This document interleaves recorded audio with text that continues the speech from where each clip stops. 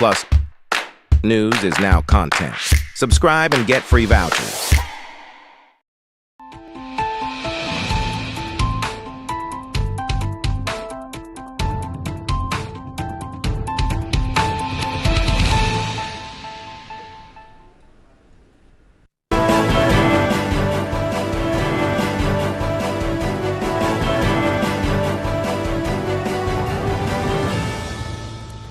Hello and welcome. You're watching In Your Interest. I am Shweta Kothari. Our top story this evening, 2 days after the Union Public Service Commission UPSC issued advertisements for lateral recruitment into government services for 45 posts of Joint Secretary, Director and Deputy Secretary levels.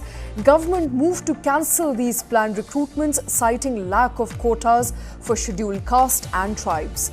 Later in the day, the UPSC issued a notification cancelling the recruitments as advertised, citing a request by the Requisitioning Authority or the Government of India. The Minister for Department of Personnel and Training, Dr. Jitendra Singh, wrote to the Chairperson of UPSC asking that the advertisements be withdrawn and plans of recruitment cancelled.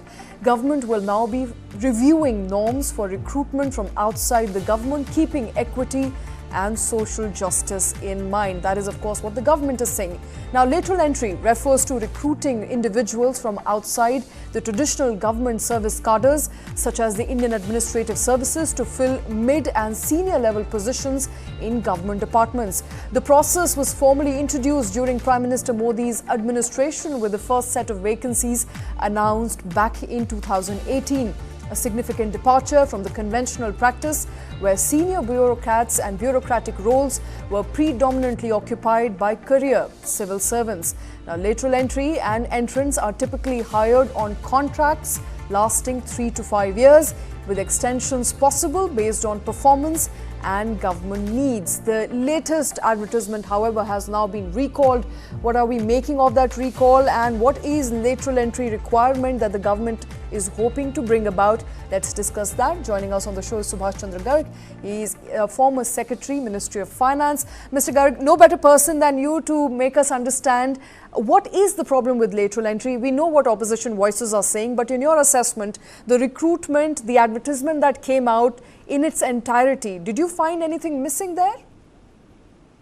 See, the government undertakes many jobs for which the career civil servants, whether from the IAS and the other services, don't have the right qualifications. For example, if you are handling issues connected with semiconductors promotion in the country, or you're handling the issues relating to hydrogen energy expansion in the country, or in the context of finance ministry, let us say cryptocurrencies and the new derivatives and things like that.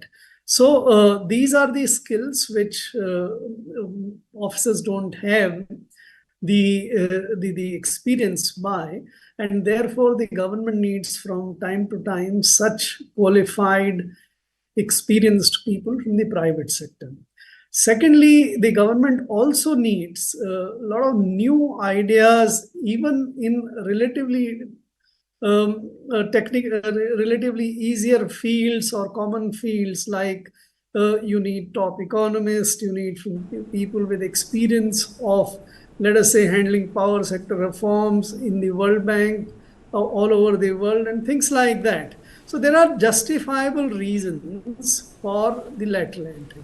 And that is the reason why, for time immemorial in the country, it's not recent that the lateral entries have been made.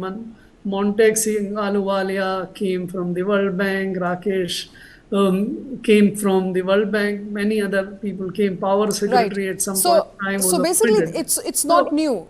Right, Mr. Garg, you're not wrong to say it's not new. And I want to quickly take our viewers perhaps a lesson in history. This has been in making, or this has happened since 1950s. In fact, it was the UPA government in mid-2000s that actually brought about and proposed a lateral entry program. It was established in the Second Administrative Reform Commission, established in 2005. It was formally introduced in a way by the Modi regime, but it has happened before. And there are, of course, instances of men men who've been at the top of power, secretary level, director level, who have held these positions despite not coming formally from UPSC or, civil services cadre. So what is the problem with the current, recruitment? Where exactly do you find lacunas in it, and why did the government really have to roll it back? Would it be fair, and would you right now say that this was done under pressure?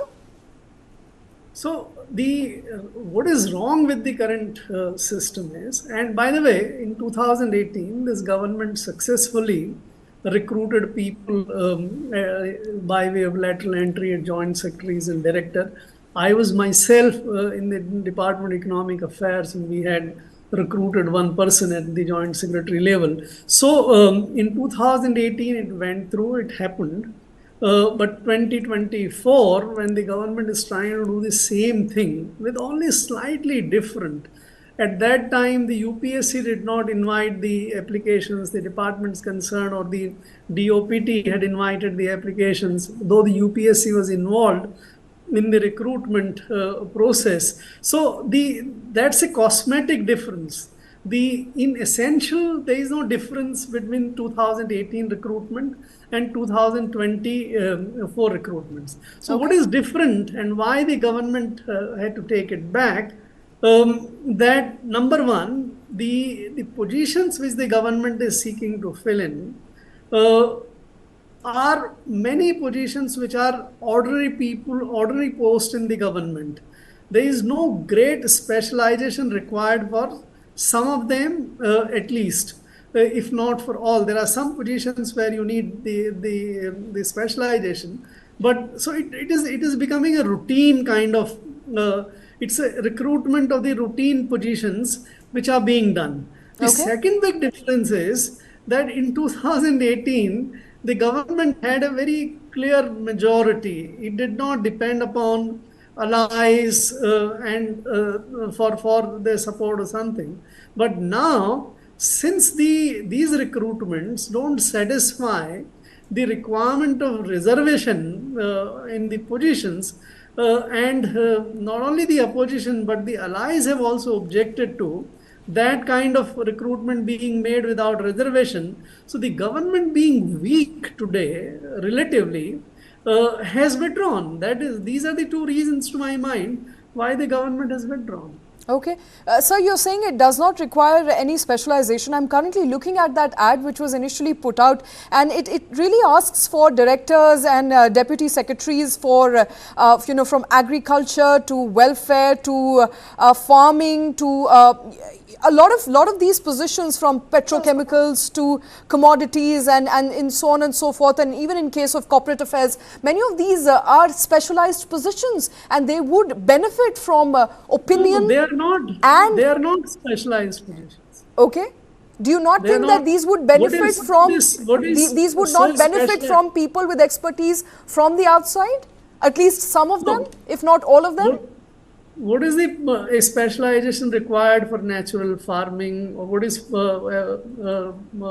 specialization for that steel ministry position, or for that matter, even an economist position in the department of? I mean, would you not need some basics in economics to be a secretary in Ministry of Finance, for that matter? You've been one, sir. Shweta, we have the Indian Economic Service, and I'm not saying that, I'm not opposing this. I think this move should have continued. Like we have been recruiting economists from the market from many years. All our chief economic advisors have been coming from the market. So it's not that. That is why I'm saying the compounding which has taken place this time, that many positions are not specialized positions, but at the same time the government is weak.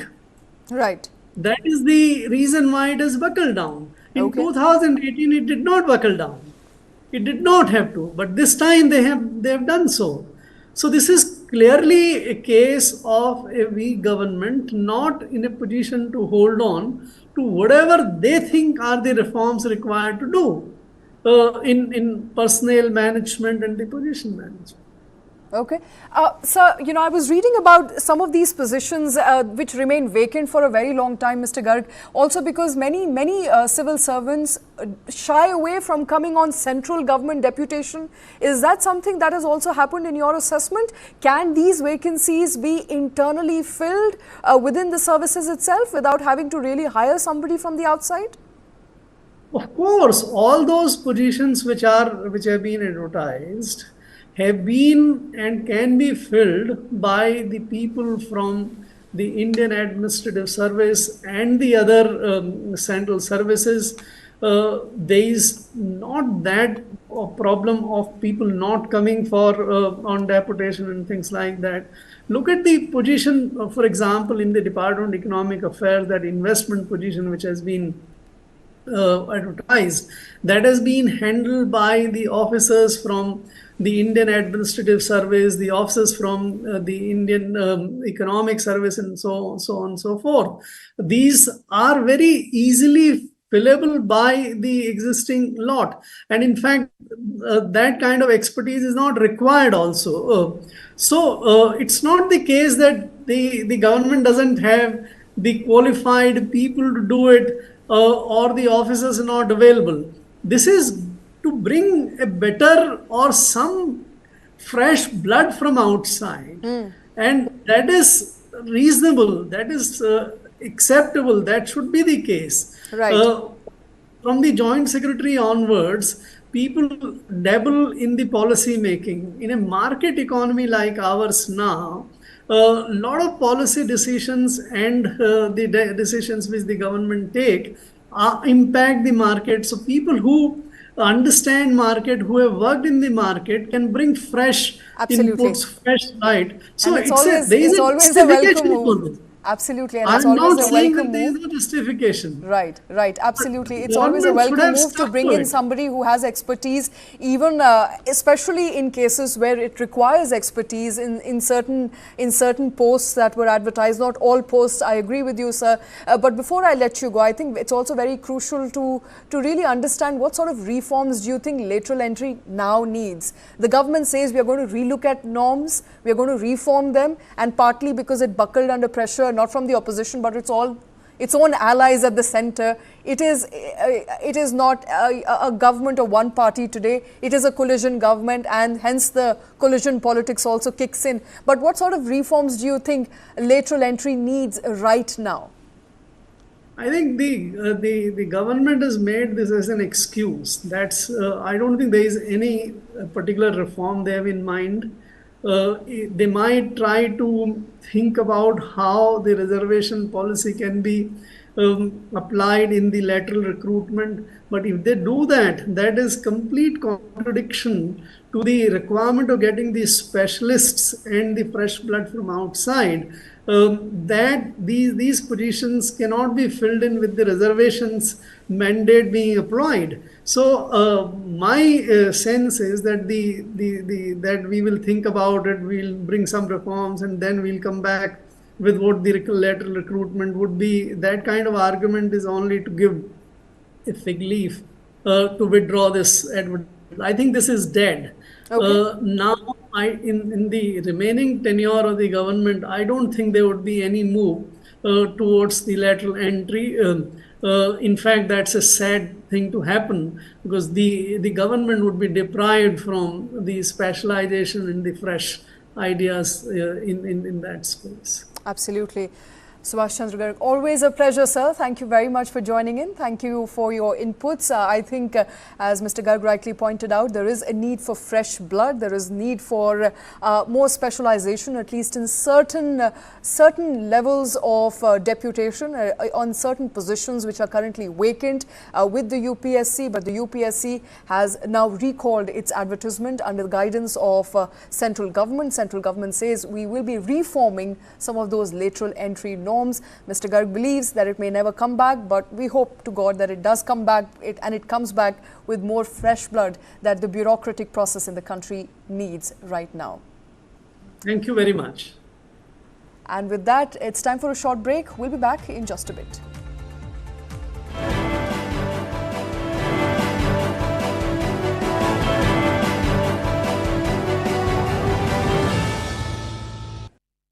Hey, careful, huh? My daddy got it from abroad. Hey, disaster! How will you pay for the loss now?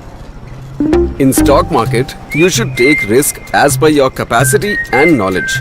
Trade in options very carefully. Wow, Dikra! Absolutely perfect. Take risk with full understanding. Have not quite lived up to their pre-tournament billing, delivering a series of less than convincing performances. With 2 draws and a solitary win, Your son will be Messi. have not quite lived up to their pre-tournament. No studies, just football all day. Less than convincing performances. With 2 draws and a Go, my son, go. Make my face shine through playing football. silence the critic. Not only your face but also the country's. I will conquer the world by playing football. Come, let's go to Germany. World's largest football talent hunt, News 9 Indian Tigers and Tigresses. In association with DFB Pokal, Bundesliga, BVB and India Football Center. Train and play matches in Europe. Register now and fly to Germany. IndianTigersandTigresses.com. Why is the state not looking at putting an embargo on that? As a Telangana person, I will not accept. How do ordinary folks deal with this?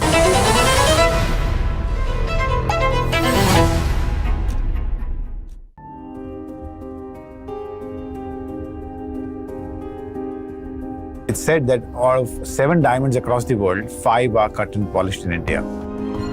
Don't forget, US is the largest consumer of, polished diamonds and the diamond jewelry. And that has taken a big beating for multiple reasons, but largely because of the consumer spending going down on these items. And that's essentially what has hit the diamond industry.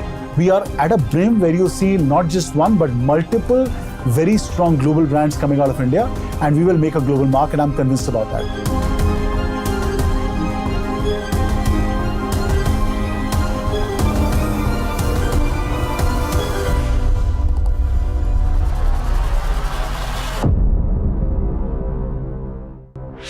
This and more. Streaming on News 9 Plus. News is now content. Subscribe and get free vouchers.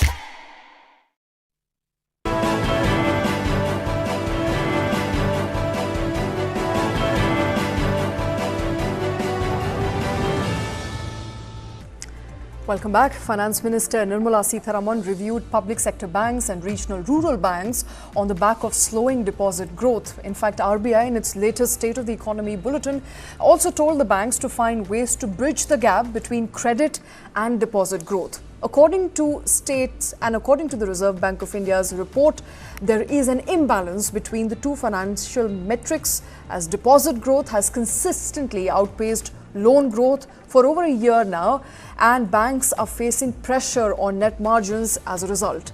According to the latest data, as of July 2024, year-on-year bank credit growth stood at 13.7%, while deposit growth lagged at 10.6%. There are interesting trends emerging as far as bank deposits is concerned. Remarkably, a 47% growth in terms of deposit is now held by senior citizens only, implying that younger cohort is increasingly shying away from traditional avenues like bank deposits. In contrast, the median age for all investors in capital markets is now 32 years, with 40% investors in capital markets being less than 30 years old.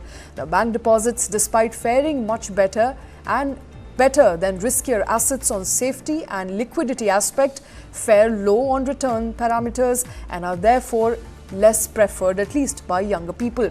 Now, Finance Minister Nirmala Sitharaman has asked public sector banks to enhance deposit mobilization to sustain credit growth. Now, despite robust credit growth, deposit collections has been flagged as needing improvement. So how do banks really up their deposit collection? That is the topic we're discussing today. Joining us is Sujan Hajra. He's Executive Director and Chief Economist at Anand, Rathi. Sujan, welcome back. Thank you for taking time out. Do you believe that there is a concern right now as far as deposit and credit deposit and credit with public sector banks is concerned, as well as the regional banks? Because that is what Finance Minister has flagged, and that is exactly what RBI is also suggesting, that as far as percentage is concerned, there is now a divergence between the two financial metrics. This is not new. Actually, for quite some time, the credit deposit ratio has been pretty stretched. And if you look at in terms of incremental credit deposit ratio, in different phases, it has been over 100%. So yes, there is a significant mismatch between the credit and deposit growth rates. But having said that, what is important to understand that the base for credit and base for deposits are pretty different. So deposits are much bigger in terms of the absolute amount as compared to credit. So in a sense, for a period of time, differential growth rate in both can be breached just because the base for deposit is much larger. Okay. I'm looking at the SBI report right now, which is actually contradicting, some of these statements. In fact, SBI report is dismissing that and calling it a statistical myth. There are numbers that we can put out for our viewers. Essentially, in terms of absolute numbers, SBI suggesting that there is no bridge between credit and deposit, and when you look at data coming in from financial year 2022 onward, in absolute numbers, they are quite in line with what is expected. I want to talk to you largely about the data that is coming in as far as FDs is concerned, because that has been a cause of concern. Now, Finance Minister, of course, saying you need to do something to public sector banks and regional banks, that you need to do something and do it fast in order to mobilize credit, have enough credit growth. Can the banks at this time, independent of policy intervention, do something to ensure that there is more deposits coming in? So obviously, what has to be done there is to increase the deposit rates. So if you give higher interest rate, see what is important to understand that taxation of deposits is very different from taxation of particularly equity assets. Your deposit gets taxed at the marginal rate of taxation, whereas the equity assets get taxed at capital gains, which is 12.5% now for long-term capital gain and 20%. And also, what is important to realize that you pay interest on your you pay tax on your interest accrued, whereas you pay capital gains only when you are buying, only when you are selling. So the point of incidence of the taxation is also different. So these are the factors apart from the difference in return. This taxation also can be a factor why the deposit growth is lagging in the sense.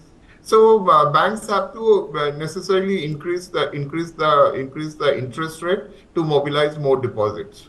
Okay, but would you suggest that to banks right now to really increase interest rates? They have done so consistently in the past couple of years. We don't have the exact number or data, but every time there's been a rate hike, there's been a consistent hike in FDs and interest rates as well. Or would you right now ask for the government to perhaps relook at how FDs and the return on FDs are really taxed? So the taxation has always been an issue on deposits, and so far I understand banks have time and again asked for taking interest, a parity between the taxation of deposits and that of other assets. So that is a long-standing demand for banks. But having said that, what is important to realize that the gap between the lending rate, average lending rate, and average fixed deposit rate, there is a huge gap. Earlier, banks justified this gap because they used to talk about the branch banking, and so therefore the operating cost being high. Subsequently, when the argument was that Indian banking system has large NPA and therefore provisioning requirement, that's why you need to maintain a large margin. The NIM for Indian banks, or the spread between the deposit rate and the lending rate, is one of the highest in India in the world. So eventually banks have to narrow it down. So as you started by saying, there will be margin pressure on banks eventually because of this. Okay, before I let you go, is that an imminent problem to you, Sujan? Because there is conflicting data emerging from SBI and RBI. Right now, is that an imminent problem to you? Something that the banks will have to immediately look at as far as pressure on NIMs is concerned?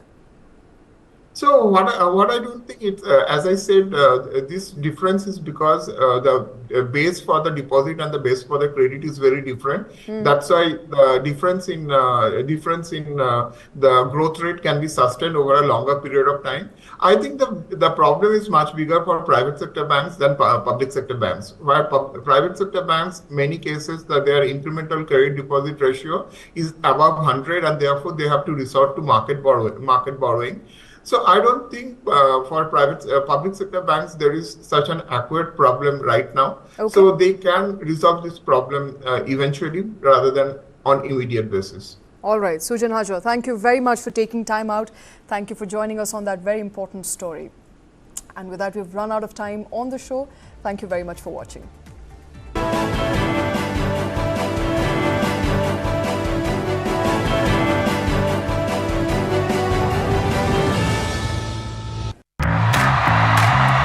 Big fan of Ian Bell, watching him very classy in all formats. I find Durban quite a challenge, which is still an enjoyable one. You're not allowed to bowl a bouncer, so that tells you that they want to see runs on the board. बड़े अच्छे tours किए हैं, बड़ी अच्छी यादें हैं हर जगह की, जहाँ मैंने पर्सनली क्रिकेट को बहुत एंजॉय किया है. ऑस्ट्रेलिया एंड इंडिया में बहुत ज़्यादा एंजॉय किया. I love playing again England and India, and they were both very different challenges. Up close and personal with legendary cricketers like never before. Icons of the pitch. This and more. Streaming on News 9 Plus. News is now content. Subscribe and get free vouchers. Fast. My God, isn't she your daughter? Yes. She's playing football. This is boys' game. Make her study. If she doesn't get a good job, she will get a good match. Will you win the world by playing football? Yes, auntie. My daughter will win the world by playing football. Let's go to Germany. World's largest football talent hunt. News 9 Indian Tigers and Tigresses. In association with DFB Pokal, Bundesliga, BBB and India Football Center. Train and play matches in Europe. Register now and fly to Germany. IndianTigersandTigresses.com. For the very first time in our investigation, we unmasked the killer of Ravindra Matre. In 5G, we have to stand with the world, and in 6G, we have to lead the world. Winning a Grammy was an absolutely surreal experience.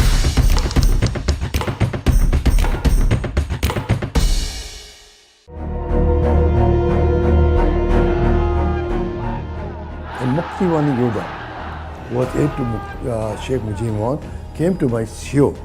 I told him that the family of Sheikh Mujib is under captivity of the Pakistani forces.